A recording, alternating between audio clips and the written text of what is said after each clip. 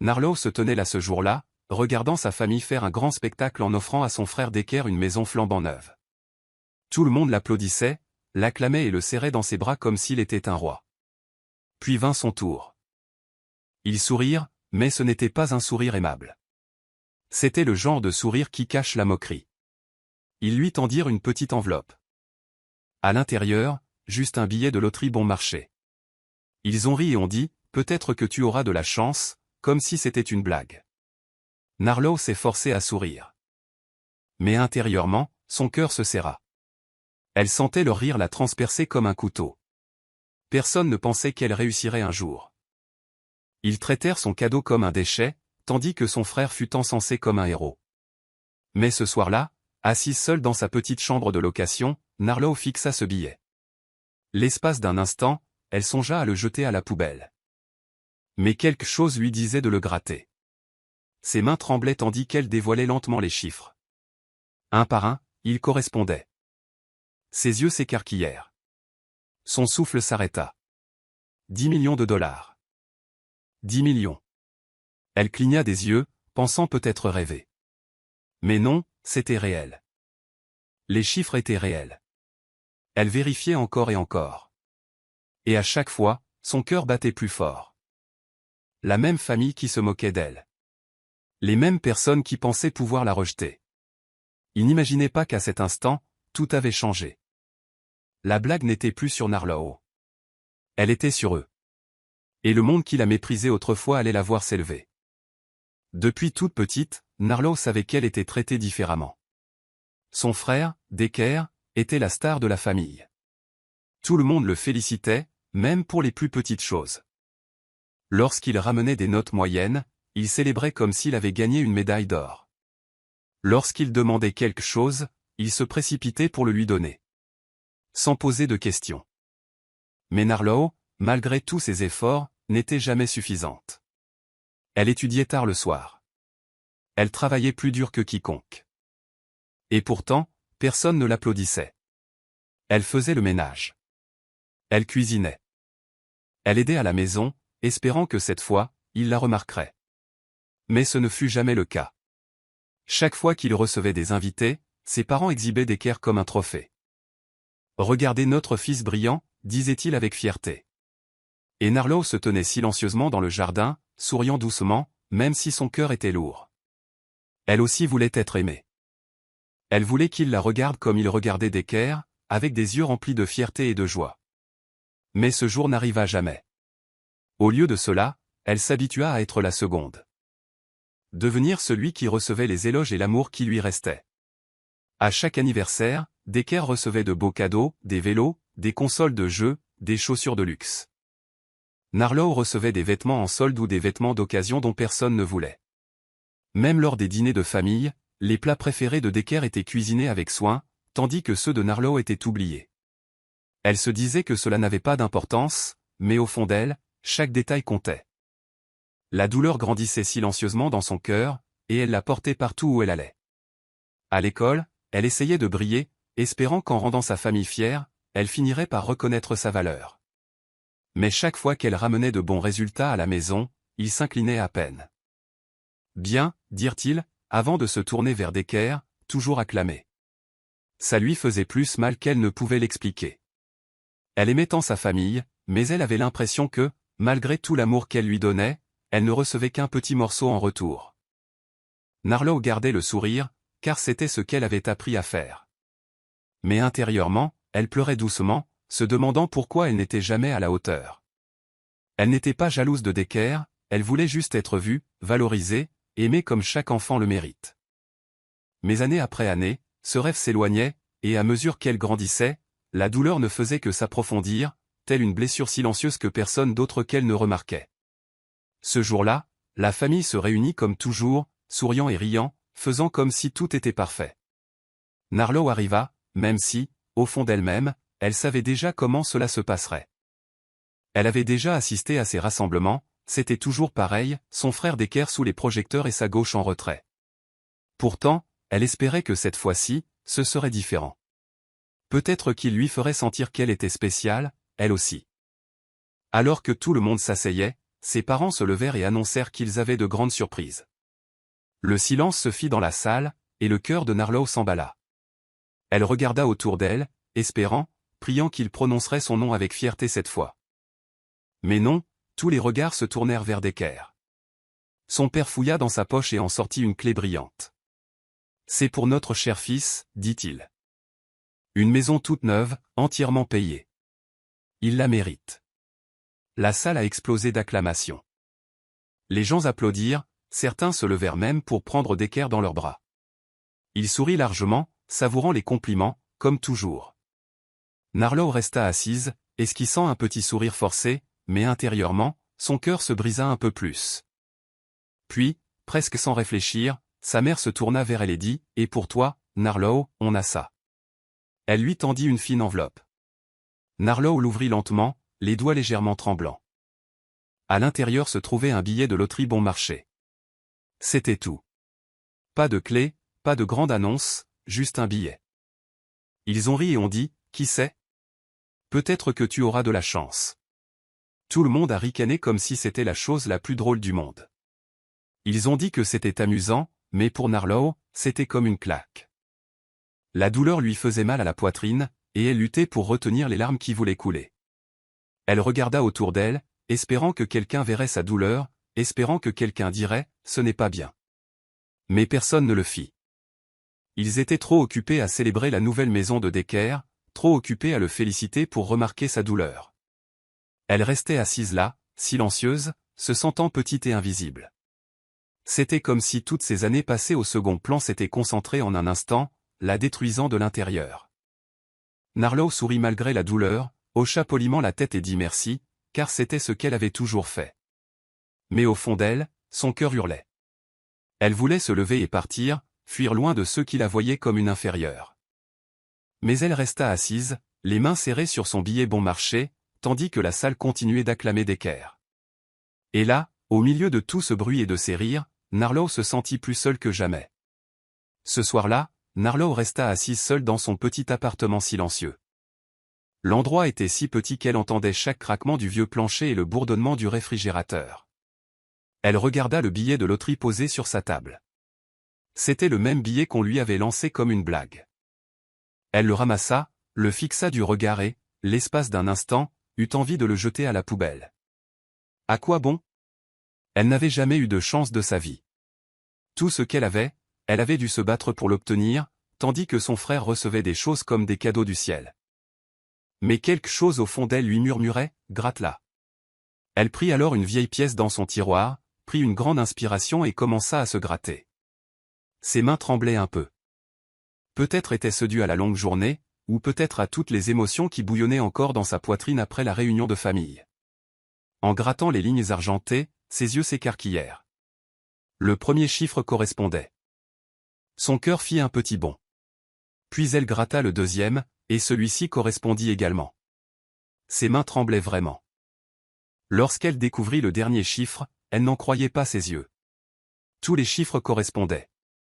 Son cœur battait si fort que c'était le seul son qu'elle entendait. Elle cligna des yeux, pensant que ses yeux lui jouaient des tours. Mais non, les chiffres étaient là, clairs comme le jour.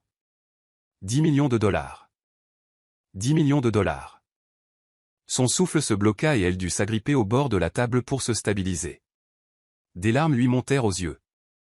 Mais cette fois, ce n'était pas de douleur. Ils étaient sous le choc et l'incrédulité.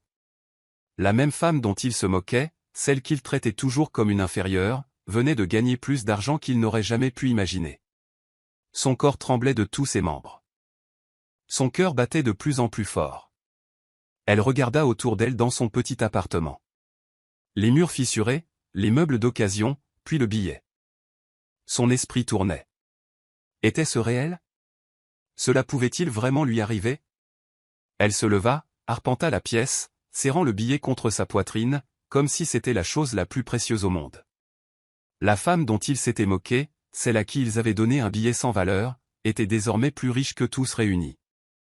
Cette même famille, qui ne lui avait apporté que souffrance, venait de lui donner la clé d'une nouvelle vie, sans même le savoir. Narlow s'effondra au sol, riant et pleurant à la fois. Ses mains tremblaient sans cesse, Mais son cœur était plus léger qu'il ne l'avait été depuis des années. À cet instant, tout a changé. La blague n'était plus pour elle. La blague était pour eux. Le lendemain matin, la nouvelle se répandit comme une traînée de poudre. La vie de Nalo bascula du jour au lendemain. Sa famille, qu'il avait toujours ignorée, ne put soudain plus s'empêcher de l'appeler. Ses cousines qui ne se souvenaient même pas de son anniversaire l'appelaient désormais « ma chère sœur » et « ma cousine préférée ». Ses tantes qui passaient devant elle comme si elle était invisible lui disaient maintenant combien elle l'avait toujours aimée. Son téléphone n'arrêtait pas de sonner. L'un après l'autre, ils l'appelaient, prétendant être si heureux pour elle, prétendant qu'ils avaient toujours compté pour elle. Ils commencèrent à lui envoyer des messages doux, la qualifiant de « fille chérie » et de « lumière rayonnante de la famille ». Certains sont même venus à son appartement avec un grand sourire et les bras ouverts, faisant comme s'ils avaient toujours été proches d'elle. Ils lui apportaient des petits cadeaux, des fleurs et essayaient de la serrer dans leurs bras comme s'ils étaient ses plus grands soutiens. Mais Nalo ne s'est pas laissé tromper. Au fond d'elle-même, elle savait que tout cela était faux. Elle se souvenait de la façon dont il la traitait autrefois, de leur rire lorsqu'il lui avait donné ce billet de loterie, de leurs encouragements réservés à son frère et de la façon dont il la faisait se sentir comme une moins que rien. Maintenant, à cause de l'argent, il voulait réécrire l'histoire. Il voulait faire comme s'ils avaient toujours été à ses côtés. Mais chaque mot doux qu'il prononçait lui semblait empoisonné. Elle se souvenait de chaque larme versée lorsqu'il la faisait se sentir petite. Elle se souvenait d'être restée seule pendant qu'il célébrait son frère. Aucun amour factice ne pouvait effacer cette douleur. Même son frère d'équerre, qu'il avait toujours méprisé, l'appela ce jour-là. Il se mit soudain à appeler sa sœur, ma chérie, et à lui dire qu'il était très fier d'elle. Il ajouta même qu'ils devraient désormais rester unis, comme une famille. Nalo l'écouta. Mais au fond d'elle-même, elle sentait la jalousie se cacher derrière son faux sourire. Elle perçait à jour chaque mensonge, chaque mot doux et chaque étreinte forcée. Alors que de plus en plus de proches tentaient de se rapprocher, Nalo sentait une étrange force grandir en elle. Elle n'était plus la même fille dont on se moquait autrefois. Elle n'était plus la faible qui pleurait en silence dans sa chambre. Désormais, elle avait le pouvoir et pouvait choisir qui resterait dans sa vie. Elle sourit poliment à leurs paroles. Mais au fond d'elle-même, elle se fit une promesse, elle n'oublierait jamais ce qu'il lui faisait ressentir alors qu'elle était démunie. Et ni argent ni amour fin ne la feraient à nouveau confiance. Nalo connaissait la vérité. Et cette fois, elle ne les laisserait pas lui faire de mal. Plus jamais. D'équerre, le frère qui avait toujours été le préféré de la famille, ne pouvait plus cacher ses véritables sentiments. Au début, il essayait de faire semblant d'être heureux pour Nalo. Il souriait et disait tout ce qu'il fallait. Mais au fond, son cœur brûlait de jalousie. Il n'arrivait pas à croire que la sœur qu'il méprisait tous était désormais plus riche que tous les autres. La maison que ses parents lui avaient offerte ne lui semblait soudain plus aussi spéciale. Partout où il allait, les gens parlaient de Nalo et de sa grande victoire. Plus personne ne l'encourageait. Il n'a pas fallu longtemps avant que d'équerre ne révèle son vrai visage. Il a appelé Nalo et lui a dit qu'elle devrait partager ses 10 millions de dollars de gains. Il a dit, la famille avant tout, Nalo. Tu ne peux pas nous oublier maintenant que tu as de l'argent. Il lui rappela tous les moments passés ensemble, faisant semblant d'avoir toujours été proches. Mais Nalo écoutait en silence, son cœur se glaçant à chaque mot. Elle se souvenait comme il riait quand leurs parents le favorisaient et l'ignoraient. Elle se souvenait de chaque anniversaire où il avait droit à de grandes fêtes, tandis qu'elle n'avait rien. Maintenant, il voulait se comporter comme s'ils étaient les meilleurs amis du monde. Au fil des jours, les exigences de d'équerre se firent plus fortes. Il accusait leurs parents d'égoïsme envers Nalo. Il se plaignait à ses oncles et tantes, les retournant contre elle. Bientôt, toute la famille commença à l'appeler, lui disant qu'elle devait donner de l'argent à d'équerre, car c'est ton frère et qu'elle devait aider la famille. Mais Nalo en avait assez entendu. Toute sa vie, elle avait été la deuxième meilleure. Elle les avait vus couvrir d'équerre d'amour tout en lui donnant des miettes. Maintenant qu'elle avait enfin quelque chose, il voulait le lui arracher au nom de la famille. Nalo tenait bon. Elle dit à d'équerre, non, pas cette fois. Sa voix était calme, mais intérieurement, elle se sentait puissante. Elle n'allait pas se laisser intimider à nouveau. Cet argent était sa chance de vivre enfin sa vie comme elle l'entendait. La jalousie de d'équerre ne fit qu'empirer. Il commença à dire des choses désagréables sur elle en public, essayant de la faire passer pour une mauvaise personne. Il la qualifia d'ingrate et de sans cœur. La famille commença à se battre. Certains prirent le parti de Nalo, tandis que d'autres soutenaient Decker. Ce qui avait commencé comme un gain à la loterie s'est vite transformé en guerre familiale. Ceux qui riaient autrefois ensemble criaient et se pointaient du doigt. Mais malgré tout, Nalo est restée forte. Toute sa vie, elle avait goûté à l'amertume d'être traitée comme une moins que rien. Et elle avait pris une décision, elle ne retournerait jamais dans ce lieu sombre. Malgré tous leurs cris, malgré toutes les supplications et exigences de Decker, elle ne renoncerait pas à son pouvoir. Pas cette fois. Plus jamais. Nalo ressentait la pression de toutes parts. Sa famille n'arrêtait pas de l'appeler, de la supplier, de la réclamer. Il voulait qu'elle lui donne son argent, qu'elle le partage comme s'il leur appartenait. Mais Nalo avait pris sa décision. Elle se souvenait de chaque larme versée lorsqu'on la traitait comme une moins que rien. Et maintenant qu'elle avait tout, elle décida d'utiliser sa bénédiction pour un réel changement. Pour ne pas satisfaire la cupidité de ceux qui la rabaissaient autrefois, Nalo a pris une décision décisive, au lieu de donner ses millions à des gens qui ne l'appréciaient pas, elle a commencé à utiliser son argent pour construire quelque chose de plus grand. Elle a d'abord ouvert des commerces dans sa ville. Elle a créé des emplois pour des personnes en difficulté, comme elle autrefois. Elle a embauché des femmes qui avaient été négligées. Des femmes qui avaient des rêves, mais personne pour les aider. Nalo connaissait leur douleur pour l'avoir vécue. Et maintenant, elle était leur lumière dans l'obscurité. Mais elle ne s'est pas arrêtée là. Nalo a franchi un pas important et a commencé à financer des œuvres caritatives. Elle a donné de l'argent aux écoles pour que les petites filles puissent recevoir une éducation. Elle soutenait des refuges pour femmes sans abri. Partout où son nom apparaissait, il apportait de l'espoir. Des personnes qui ne l'avaient jamais rencontré étaient inspirées par son courage et sa gentillesse. Bientôt, le visage de Nalo s'est retrouvé sur les panneaux d'affichage à travers le pays. Son histoire a été relayée à la télévision, dans les journaux et sur Internet. Tout le monde parlait de cette fille passée du statut de fille oubliée à celui d'héroïne nationale. On l'admirait non seulement parce qu'elle était riche, mais aussi parce qu'elle transformait sa souffrance en but. Elle a montré au monde qu'on pouvait surmonter la haine et le rejet tout en choisissant d'aider les autres. À mesure que sa renommée grandissait, de plus en plus de personnes la contactaient, la remerciant de leur avoir donné de l'espoir. Des jeunes filles ont écrit des lettres pour dire qu'elles voulaient être fortes comme elle. Des mères ont pleuré de joie car les dons de Nalo ont aidé leurs enfants à aller à l'école. Nalo a ressenti un bonheur profond qu'elle n'avait jamais ressenti auparavant. Ce n'était plus une question d'argent. Il s'agissait de s'assurer que personne d'autre ne se sente comme elle autrefois, brisée, mal aimée et oubliée. Et malgré tout, Nalo est restée fidèle à elle-même. Elle n'a pas laissé la célébrité la changer. Elle a continué à travailler dur, à créer de nouvelles entreprises et à aider toujours plus de gens. Son nom est devenu un symbole de force et de bonté. La même famille qui se moquait autrefois d'elle la regardait désormais en silence s'élever toujours plus haut.